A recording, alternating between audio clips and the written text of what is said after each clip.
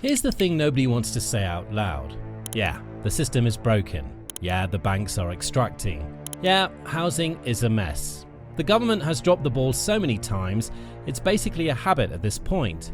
And look, none of that's up for debate, but we keep making it worse ourselves, one small convenient decision at a time. An Amazon order here, a car on finance there, a subscription you forgot about 3 years ago that's still leaving your account every month. The average British household is sitting on over £15,000 in unsecured debt right now. Not mortgages, credit cards, car finance, buy now, pay later. A lot of it was chosen debt, and this video is about the real reason you can't get ahead, and it's probably not what you think.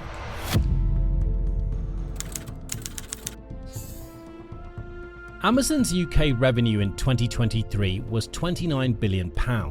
I had to look up what that actually means in real terms. It's more than the entire GDP of Iceland, Estonia, and Latvia combined. And every single penny of that came from individual choices. Your choices, mine, millions of small decisions to click buy instead of walking to the high street. Because Amazon was cheaper, faster, more convenient. And it was. That part is true. But here's what I think gets missed. The high street didn't close because of some government conspiracy or corporate takeover. It closed because people stopped using it. The bookshops, the independent grocers, the record stores, the travel agents, all of them died one transaction at a time. And the people who watched them close and felt sad about it were, in many cases, the same people who chose not to use them. Think about the last time you walked past a closed shop and thought about what used to be there. A cafe maybe, a hardware store, a butcher.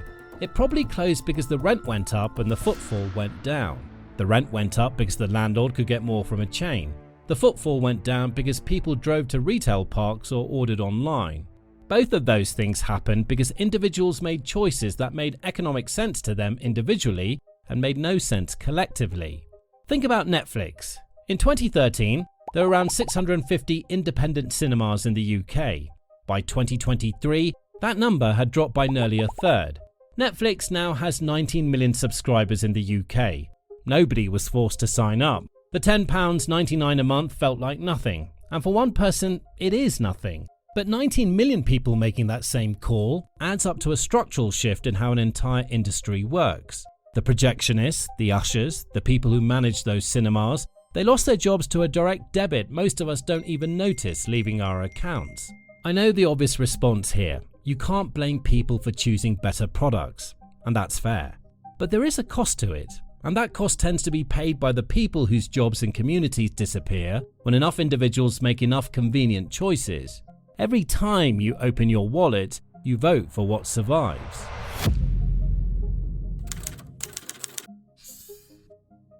Now, this one's a bit uncomfortable, so bear with me. There's a generation of people who bought houses at the right time, let's say the 80s and 90s, and then spent the next 30 years voting against planning permission near their homes. Opposing new developments, supporting policies that kept housing supply low because low supply meant their asset kept going up in value. And look, I get it. I'm not sitting here acting like I wouldn't do the same thing if my entire financial future was tied up in one asset. That's just incentives working exactly how you'd expect. When the value of your biggest investment depends on scarcity, you vote for scarcity. When a new development threatens your postcode premium, you go to the planning meeting and you object. And when enough homeowners do that across enough constituencies, the politicians who want to get elected learn very quickly which side of the argument to be on. The people who get hurt by that are the ones who came later, the ones who were born into a world where the asset had already been claimed. The 32-year-old trying to buy in London today isn't just up against hedge funds and institutional investors, though yes, those are real. They're also up against the accumulated political choices of the people who got there first and had every reason to protect what they'd built. The financialisation of housing wasn't something that happened to ordinary people. Ordinary people drove it, benefited from it, and voted to keep it exactly where it was. Which is why the housing crisis isn't just a government failure, there's a ballot paper in it too.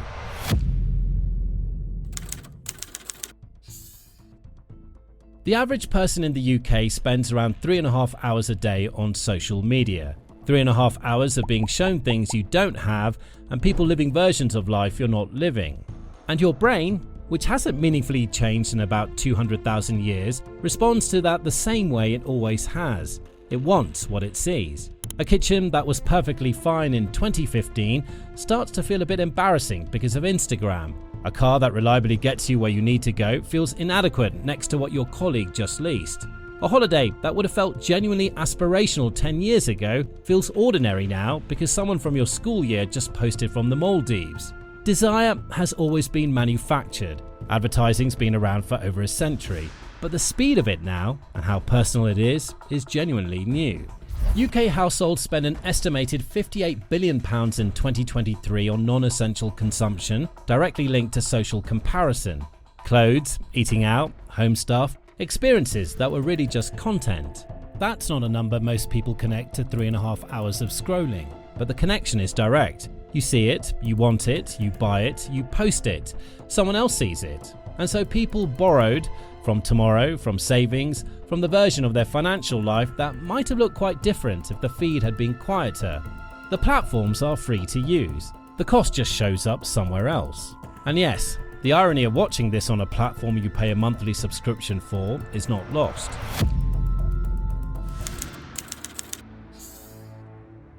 About 5 million people in the UK now have a side hustle on top of their main job. That number has grown every year for the past decade. And I understand the appeal, extra money, flexibility, being your own boss, but it's worth being clear about how it actually works. Deliveroo takes between 25 and 35% of every order its riders deliver. Etsy takes 6.5% of every sale, plus listing fees, plus payment processing. Uber takes around 25% of every fare.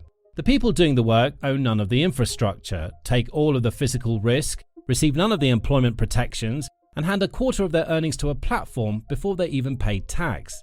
It's employment with extra steps and worse terms. What the side hustle economy did, and this is the bit that genuinely bothers me, is convince workers that the solution to not being paid enough was just to work more, for the same economic system, in their spare time, on platforms built to extract a significant share of whatever they earn. And it dressed that up in the language of freedom and self-determination, which is clever, because it's not entirely wrong. The freedom is real, choosing when to work is genuinely yours, but the share you keep, less so. The people who got rich from the side hustle economy are the shareholders of the platforms the riders and sellers built, not the riders and sellers themselves. And a lot of those shareholders are pension funds, which means, in a very real sense, that some people are working a second job to boost the retirement income of people who already have one.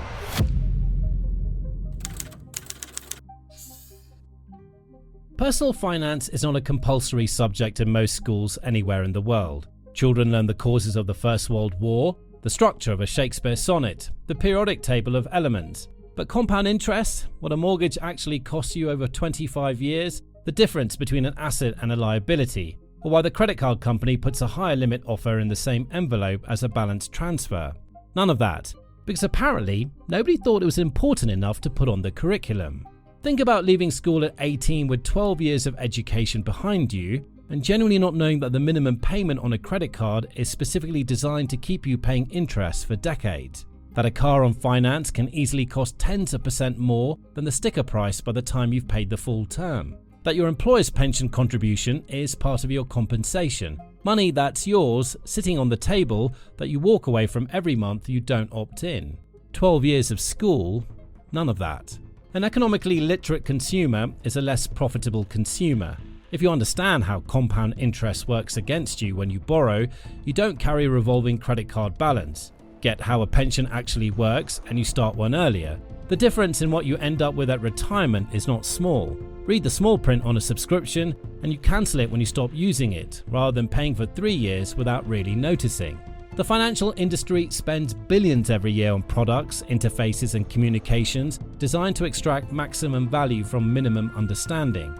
And the education system, which could genuinely close that gap, has chosen not to. I find that hard to get past, honestly.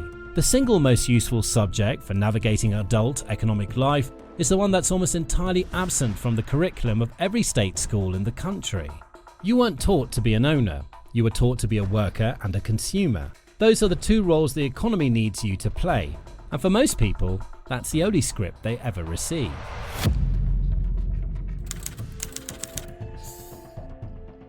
The global luxury goods market was worth around $370 billion in 2023.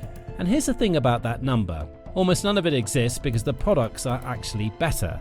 A £2,000 handbag holds your stuff, so does a £40 one. The trainers that cost £300 will protect your feet about as well as the £40 pair next to them on the shelf. So what are people actually paying for? They're paying for what it looks like to other people. That's it. That's the whole product. And before you think this doesn't apply to you, status competition is probably the most powerful spending force in consumer society. And it works precisely because people don't feel it working. You don't buy the thing thinking you're being manipulated. You buy it because you want it, because you've earned it, because it's a reasonable choice. The marketing has had decades to make sure the desire feels like it came from you. It didn't, but it feels that way. Most people think the luxury, the fashion, the car industry run on aspiration. What if I told you they actually run on anxiety? Specifically, the anxiety of being seen as less than. And the people hit hardest by that aren't the wealthy. They already have the signal. They don't need to chase it. The people who feel it most are just below them, close enough to see the gap, stretched enough to try and close it, putting it on the card and figuring it out later. That's why the people who spend the highest share of their income on status goods often aren't exactly the rich. It's everyone just beneath them, funding a $370 billion market that was built on a very old and very human fear, the fear of being looked down on. The marketing didn't invent that fear. It just found it, packaged it, and turned it into a business model. What used to be a natural social instinct became one of the largest industries on the planet. So what's actually going on? The system is real. The housing market, the wage structure, the tax setup, the offshore wealth. None of that is made up, and none of it is small. Anyone telling you the playing field is level has either never needed to play on it or has a reason to pretend otherwise. That part of the story is true. But there's another part that's also true, and it's harder to sit with. Because it's not about the system doing something to you. It's about the slow accumulation of choices that nobody forced you to make. The subscription that slipped through. The car that made sense on a monthly payment and made no sense on a total cost. The side hustle that felt like freedom and mostly made the platform richer. The vote that protected what you had at the expense of someone younger trying to get started in the same market. The system needs you spending, borrowing, comparing, working. And most of the time, that's exactly what happens. The whole thing was built, carefully and expensively over decades, to make those choices feel completely normal, obvious, even inevitable.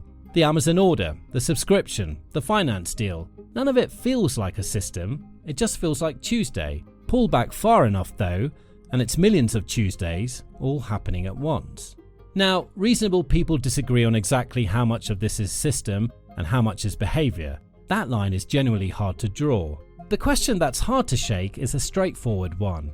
If you genuinely changed your behaviour tomorrow, really changed it, who would actually lose?